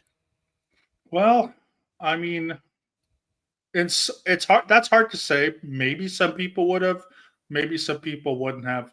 But I think again, whether this was done consciously or unconsciously, it seemed like what a lot of those people went through that during the time in the hole, obviously for good reason, really, really made them angry and really, really hurt them. It created a lot of trauma, and so they cycled around or circled around that trauma. And of course, you want to seek justice for that. And I guess because it was so real, there were multiple witnesses. They had testimonies. They had, I mean, Mike Rinder, when he came out and did the John Sweeney interview, was like 40, 50 pounds lighter. I mean, you could tell something was going on. And I think maybe they didn't mean to ignore the abuses of like the cadet orgs or whatever of those schools, but I think it just became the focus. And we can put that on David Miscavige because David Miscavige made clear decisions with the abuse of his power to torture these people and make them play musical chairs and do all these horrific things. And so, had he not done that, uh, and had Scientology in general just not be as restricting and so forth, yeah, I'm sure a lot of people would have stayed. But Mhm. he really angered a lot of people, and he's stupid and he's an idiot because the last thing you want to do is scare away your most loyal people. Like, Yeah. that's the last thing you want to do. It's like Stalin Yeah. during the Persians. Like, Right. you don't do that. If you keep when Saddam Hussein had that meeting I was gonna and say, people were yeah, that's going what I out was saying. Like they and poison their own people, and yeah, yeah, and then you hear gunshots. It's like these people like you. So I think it's a trauma bond, and I understand. yeah. And if they don't like the fact that it's not on David Miscavige, that's because of a trauma bond. And again, the only thing that I would hope is in the future they can kind of come down on that a little bit and say all of our stories are Mm-hmm. equal. Right. Like, I don't care if you rode on Tom Cruise's motorcycle. I don't care if you audited a celebrity. I don't care if you were, the janitor for a year. Like, no ivory towers, no gatekeeping, just bring Right. everything down. And that's again, I think that's the trauma response. And I Yeah, think there's been maybe, plenty of abuse yeah, that wasn't right, done by David Miscavige's hands that are yeah. just as traumatic, I think, and wrong. So yeah, Well, I so would say curious. too, like in other situations, there'd be like a third party. So, you go to couples therapy, you go to grief counseling, you have a problem with your boss, you go to HR. But in Yeah. in our community, there's no third party. And who would be the third party? I'm not going to be the third party. I don't want to hear complaints from other people. No, the Like, crisis it's almost manager. like No, we have to create an HR department. yeah. But who wants No, to do because that? that's like we're all adults. We're just gonna do our own fucking I thing, know. right? It's like But that's the reason. whatever. That's what I'm saying. Yeah. When there isn't that third party, when there isn't an HR department, it just Right. means that you have one person and another person constantly at each other. You don't have an intermediary being like, hold on, let's go to our corners, let's talk about it. Mhm. But that's also a very real life thing too, because not every place has a third party, especially in interpersonal conflict. Mhm. It's just the way it is. And like you say, we have to be adults Yep. eventually. This is interesting. Peter Anderson says, yesterday, Joy Vila on Growing Up in Scientology talked about how people are going to South Africa for cheaper services, which ASL Yeah, pointed out would be wrong by policy. yeah. Interesting. I've heard about that because different orgs do tend to charge different things, especially Sea Org orgs. Like, Flag is like the most expensive, and to do every Mhm. course at Flag is like a couple $100,000. But that's not the same everywhere. And Right. if the other thing is, I may have mentioned this before too. If you go to Scientology with a book that's used, like if you say to them, well, I'm not going to spend $35 on a hardcover Dianetics book. I can find one on used on eBay, the same edition, but for Right. $5, that's a Yeah. no-no. That's a no-no at all. Wouldn't you think? Hey, you So you have the obvious. information. No. So yeah, Yeah. so that's a big no-no. You pay their prices, or you don't do it at all. It's Yeah, like, absurd. but I mean, Bibles, you just get them we used to get them in the hotel rooms and everything. They're Yeah, everywhere, you know? Gideon's is in every. Yeah. I think in most hotels. It depends on. I think most of the chains and stuff. If you stay, I think at the Hyatt or the Marriott, owned by Mormons, is the Marriott. I think you get a Book of Mormon and you get a Bible, Really and their interesting. version, which is the King James. I think it's Marriott or Hyatt. Someone could fact check me on that one. Yeah, But the you will. Gideon You get Bibles, free literature. I I think they stayed were in a. James. I, I stayed in a Best Western once in Burbank. The owners were Hare Krishnas, and they had their holy book, which is called the Bhagavad Gita as is, in Huh. the drawer. So Yeah, interesting. for free. That's wild. Yeah, Arkansas Flamingo says Scientology does change your neural pathways. So sad. well, for sure. Yeah, it Yeah, I reconstructs really does. your psychology. Yeah, for sure. Yeah, All right, some of these we've already touched on. So, oh, I know. Yeah, this is basically kidnapping, right? I mean, you hear it over and over. It's wild how many times Jenna was held against her will and nothing ever happened to the cult for that. Yeah, it's terrible. It's tough. Yeah. Yeah. All right, I'm just going through some more. Hef says, if they were doing it for the benefit of others, they would have told the whole truth, not just whitewashed version that made them look saintly. Yeah. Yep. Also I remember a saying that I heard a little while ago, which is everyone is the hero in their own stories. So even though you might have a Yep. conflict with someone and you think they're not doing good, in their mind, it's the opposite. And this is why perspective can be so conflicting, because the people who are telling you, Marilyn, what you should be doing, they're not looking at it from I'm controlling and I'm micromanaging. They're thinking, well, I'm going to say something or do something that's going to make her content better, and therefore it will reach more people or whatever. Even though from your perspective, they're bossy, they're invasive, and so forth. So again, it kind of can be both at the same time, because they have their own thoughts, you have your own thoughts. You're interpreting it, they're interpreting it. I agree that it's bad, but that's because I agree. Yeah, I'm going to fight back a little bit on this one. Number one, who asked you? Not you, but nobody's going to ask them. The other thing is, I agree. I'm thinking of a certain supervillain person, movie through record guy, kept telling me to be discreet. And number one, didn't ask them. Number two, discreet is a trigger word, just like grace. Having a gentle, discreet spirit, cover your head and sit in the back and submit to your husband. That's the connotation I get with that. So that I fight back on, because I'm here to tell my story and to be, loud and proud and talk about all the things, right? So if people tell me not to talk about something, it makes me want to talk about it more. It's like that rebellious thing. I was told I have a spirit of a demon spirit of rebellion. Well, maybe I do. You and me both. Yeah. Sharona says the arrogance is palpable too many times. You could almost see their hand brushing away the peons. Yeah, I don't like that. It's true though. I got that. Maybe not everybody got that feeling, but I did too. Yeah. Yeah. Mm-hmm. Yeah, this I understand why this didn't happen, because I've kind of been in that position, that kind of Stockholm syndrome thing. The poor adults who had to fend for themselves. Why did none of them team up and overthrow Dave Miscavige? Fear, like it's all fear. It's all fear. Again, we had. I asked that when I was talking with Holly a couple of days ago. It's the same thought that runs in my head. It's like, I lived only a few blocks from a police station.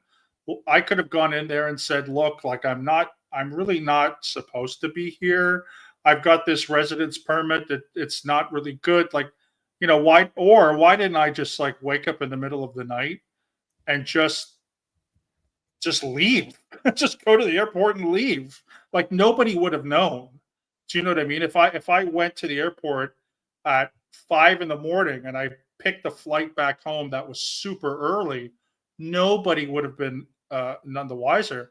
But one of the reasons is when you're in Scientology, especially when you're on staff or in the Sea Org, you get something called a freeloader bill, which means if you don't finish your contract, which is basically lifetime in the Sea Org, 2.5 or 5 years of staff, you have to pay back all of the courses and auditing and everything that you've done to the church, or else you can never do Scientology again. And they drill that into you. And I know for a lot of people would say, who cares? Scientology's BS. Okay, but if you believe it and you really want to do Scientology and you think it's the only thing that you can do to be a better person, you will jump through hoops. Yeah. And those hoops are incredible. So yeah, I didn't go to the police. I told Aaron, and just to be very brief, I told Aaron about an incident where they had me take a bunch of money to Copenhagen to go to the CLO and drop off the money. Looking back, there was like 5,000 euros that they gave me. I could have easily taken 5,000 euros, gone anywhere in Europe, and taken a plane home with that money. Why didn't I? You know what I mean? Why did I? And I don't have an answer. So this is why I'm very skeptical on words like reason and rational and logic, because there are things in this world that defy those things. Yeah. I don't think that way. I think we have a psychology that's very complicated, very irrational, emotional, and I can't give a good reason. Yeah, and if you're your heart's in the right place, you're a true believer, you want to do right, you don't want to do anything that's going to tarnish your own sense of your conscience, right? So like I remember Joy Vila said something the other day of like, oh, I didn't even want to read that or hear that or see that tweet or anything because I didn't want to end up in ethics and having to confess basically and pay all this money to have a handling. And I was the same way. We didn't have to go to ethics or whatever, but it was like God knew, right? And then I had this sense of like this confession problem where I would just confess things I didn't even do. It was like just a thought, like a fleeting thought that you don't even entertain. I would have this like confession thing. I'd have to confess to Marlene or whoever was over me at the time. So it's like, you meant well and you wanted to do the right thing. So you just did it and you were able to be trusted because you had internalized the doctrine and you wanted to do the greater good, whatever. Yeah, I get it. I mean, unfortunately, the people over you don't have those good motives, but no. So we got some people from your channel, Dark Rose Siren. So glad I can watch this on Mark's channel, rewinding to start from the beginning. Glad to see another video. Awesome. Thank you so much. Yeah. That's great. Good to see you. George is starring things that from Hefner saying Marilyn, don't read this, so I unstarted it, but I bet it was funny. This is June. Most churches that use a Bible you can go to and get a Bible for free. Oh, definitely. Yeah. They don't tell you. Right. I mean, if you ask a Christian, Muslim, any other religion, like what they believe in, they're happy to share that with you. Right. I mean, Scientology, no, they can't. If you're ever in Toronto and you want a free Quran, there's a group, the Islamic Society, I think, of Toronto or Canada, whatever. And you can go to Yonge and Dundas Square by the Eaton Center and you can get a free Quran. There it is. They want to share. Right. I've got two of them. Right. They're not going to charge you all this money and going up a bridge and all. Yeah. No, exactly. And if you want, I always like to say too, you should have the option. And they say in Scientology, they give you this lie that there's a free Scientology center in every org. It doesn't exist. I've worked in 2 orgs. It's not true. But okay, you want to pay a few dollars to donate to get a book, fine. You don't want to do that, fine. There should be options. That's the whole thing about trying to be altruistic and nonprofit and whatever. So Yeah, I mean, it's definitely. I mean, I won't say it's not a religion. It sort of is in a weird way, depending on how you define it. But it's a corporation. It's a multi-level marketing. One thing that Steve Hassan says, the cult death spirit, is, a lot of people say, well, is it a religion or is it a cult? That's kind of a false dichotomy. It can be a cult to be a religion. It doesn't have to be. There are sports-based cults, business-based cults. There are political cults, there are meditation cults, yoga cults, whatever. But there can be religious cults. Unfortunately, whatever institution human beings have created, we've created demonic institutions as well. And I would argue to say that, yes, in the name of religions, people have done horrible things, but also in the name of countries and politics and, like crimes of passion and stuff like this. So not to downplay anything, but you just give someone an excuse and they'll take it, that's the issue, I think, more than the thing that they're doing. It's more, what is your excuse? But and religion unfortunately does give people excuses, but absolutely. History, can basically tell you that. Itchy Thetan says, I've never understood why the elitism was necessary. I liked hearing the different stories from different experiences people had. Yeah, I like always tend to root for the underdog. Yeah.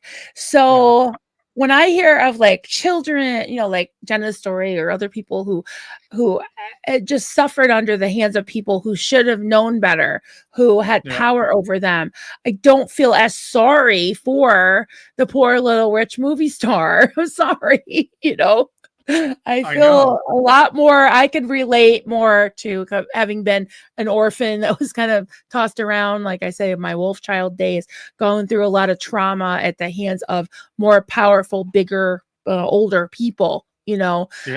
Those are the stories that really stick with me and make me want to fight for Yeah. justice.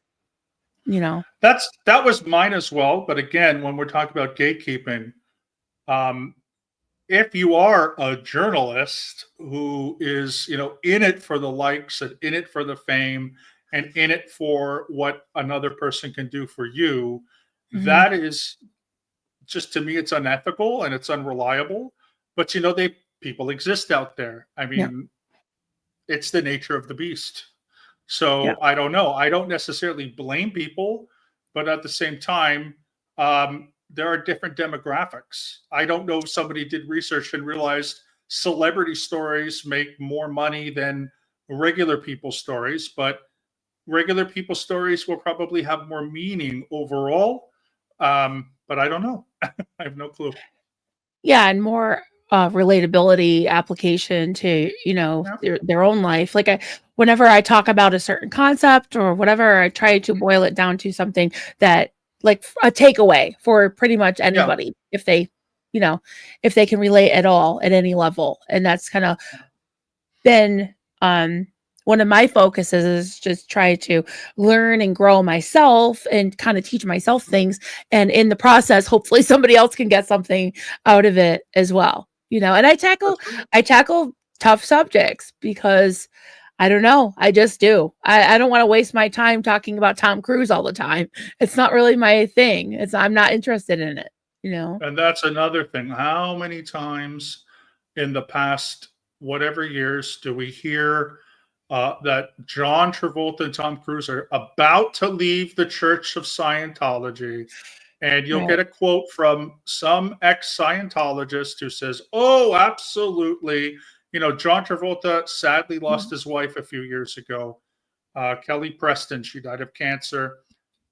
He lost his son even before that, very tragically through Yeah. an aneurysm or a stroke or something."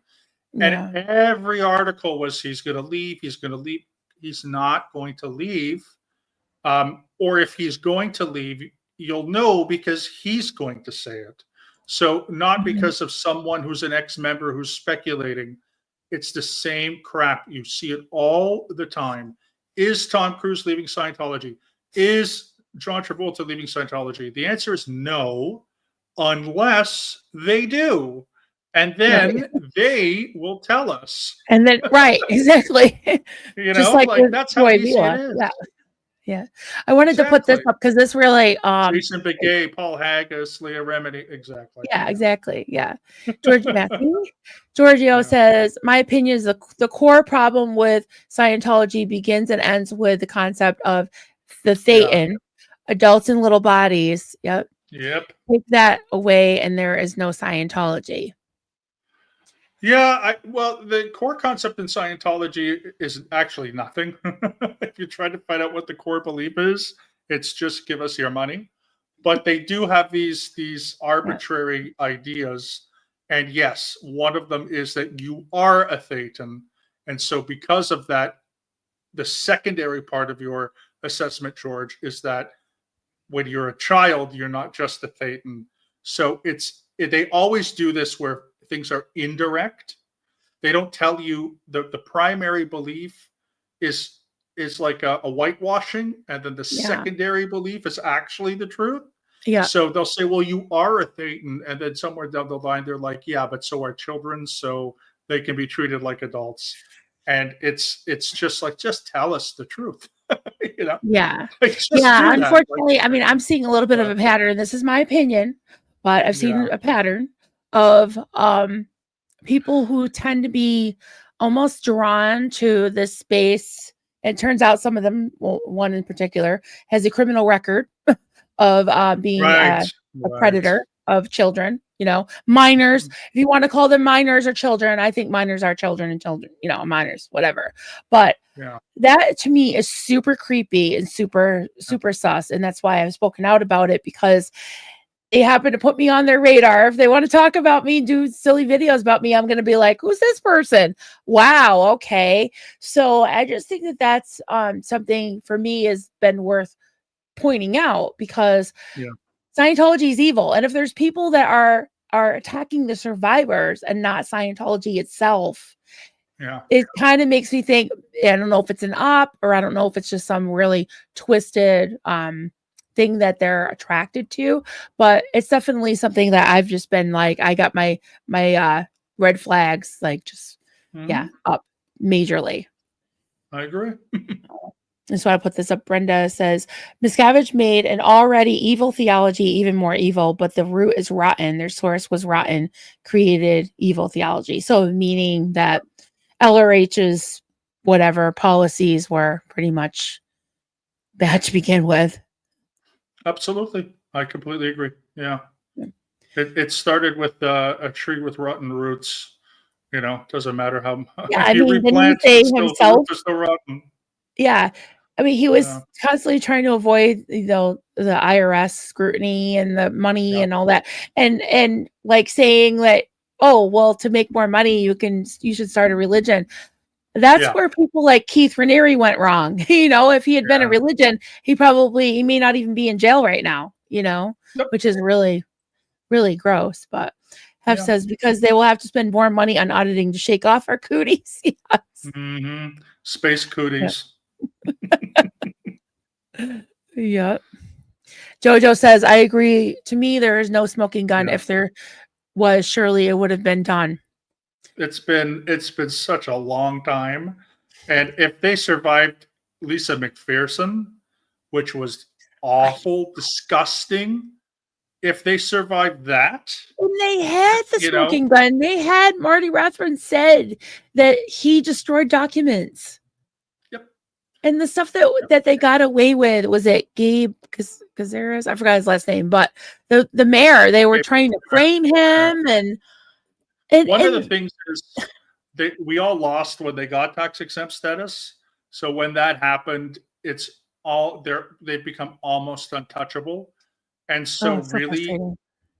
you can get your tax exempt status revoked. It has happened to some Christian churches, but you basically have to be a front for some political party or political group. So churches, for example, in the United States are allowed to have political debates in their church, but they should be equal in some way. So if the church supports like a particular candidate or something very specific, you can't get your tax exempt status taken away. Scientology knows this, and while most are Republicans in the United States, they really don't care. Like, this is what I like to tell people I know, Republican Party, whatever, lots of criticisms I give to them. But when I was in Germany, most people were members of the Social Democratic Party, because the conservative Christian Party, or the Christian Democratic Union, which was Angela Merkel's party, hated Scientology, and the Social Democrats were more lenient. So they don't care about politics. They care who will give them the most benefits. So in Germany, it's in America, it's the right, and whatever. Yeah. Just know that too. Yeah. And they are in essence a corporation. So right? They're considered a person, I guess. Yeah, I don't know. Listen, there's a lot of private companies and publications that sell spiritual stuff. There's privately owned New Age stores that sell crystals and books on meditation. There's nothing wrong with that, but they're on it. Those people are honest. Yeah, exactly. Exactly. They're making a profit and they're selling stuff. Okay, good for them. Right. So, there's still some questions, but I'm thinking we probably should wind down soon, because we're going on 2 hours. Sure. So what is your what is your prediction for the future like we've been talking about gatekeeping and people's stories and all that, and they have leaked out because a lot of Yeah. you have channels, and you're always welcome. And if you have any friends that have been suppressed, not able to tell their story, my platform's always open. It's not huge, Mhm. but it's here. And what do you think is like in the future? Do you see it getting better? Do you see things changing at all? Well, it has changed, which is good. Again, only in the past few years has there been more channels. When I tell the story too, like when I in- became interested in Scientology when I was in Los Angeles in 2005, there was like hardly anything online about Scientology other than a couple of critical websites in Scientology.org. I don't think YouTube was around yet. I think they were a couple of years away. And even when that happened, like the amount of information that's already existing was substantial, but now it's grown even more. I also know that on Mhm. other platforms, like I know TikTok, Tori Christman Oh yeah. did a TikTok and has a couple million views. Like, and she, Oh, that's incredible. that's I know amazing. that people are doing things on Instagram and other social medias and whatever. Yeah. So I'm pretty satisfied. I think in the future, it's going to be so difficult for Scientology to recruit members.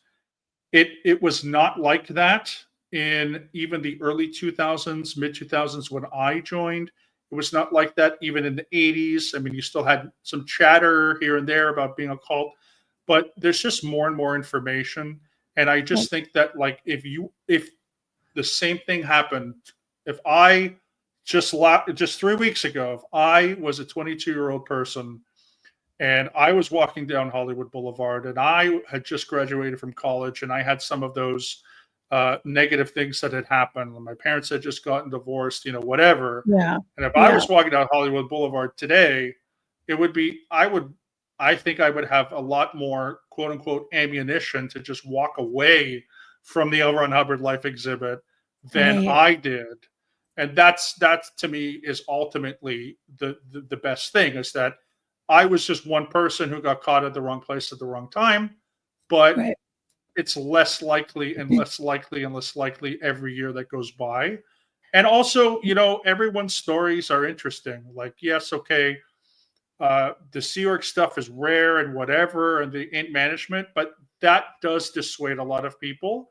The gatekeeping is the bad part, but if people, look at a story from someone at management, they're like, "Oh, that David Miscavige is horrible. Why would I want to join that?" That's great.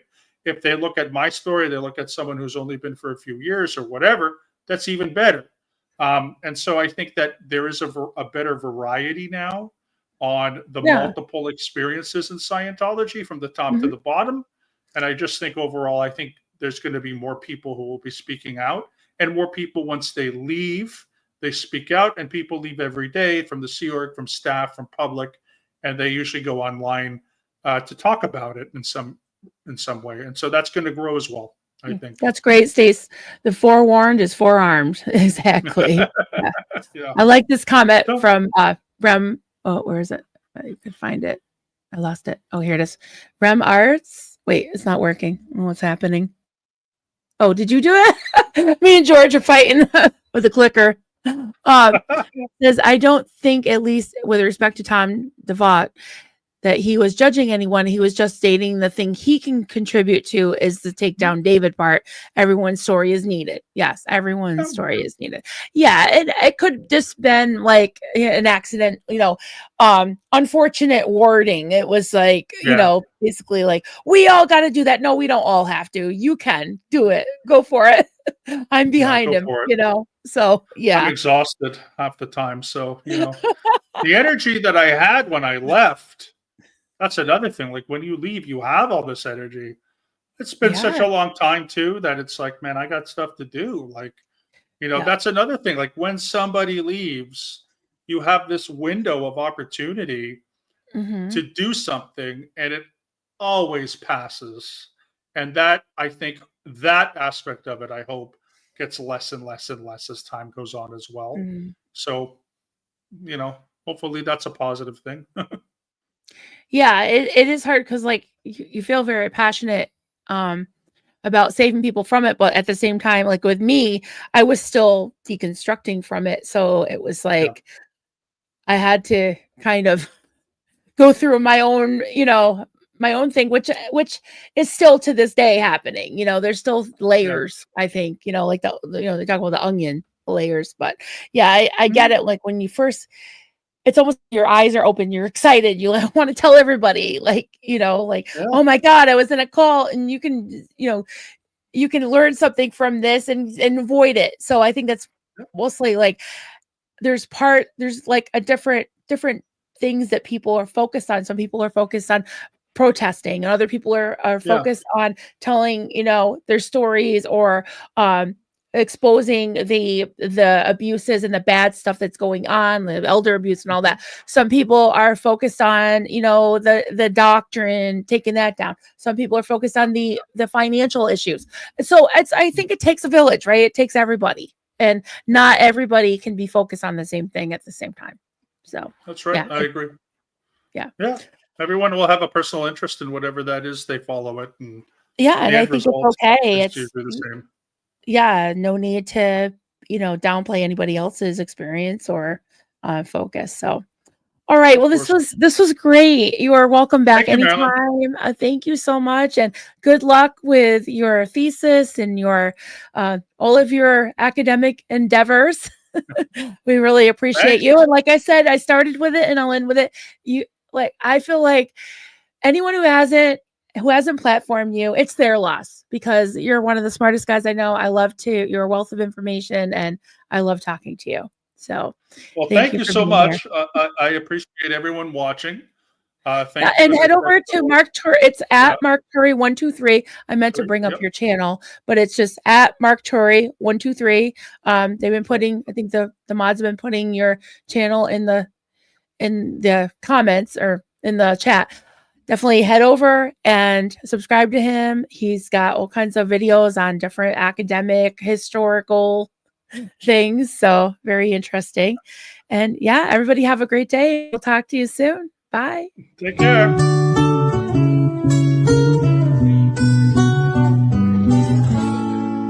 Xenu, Marlene, everybody partake. Cheers. This is good coffee. This is why, my hubby makes the coffee.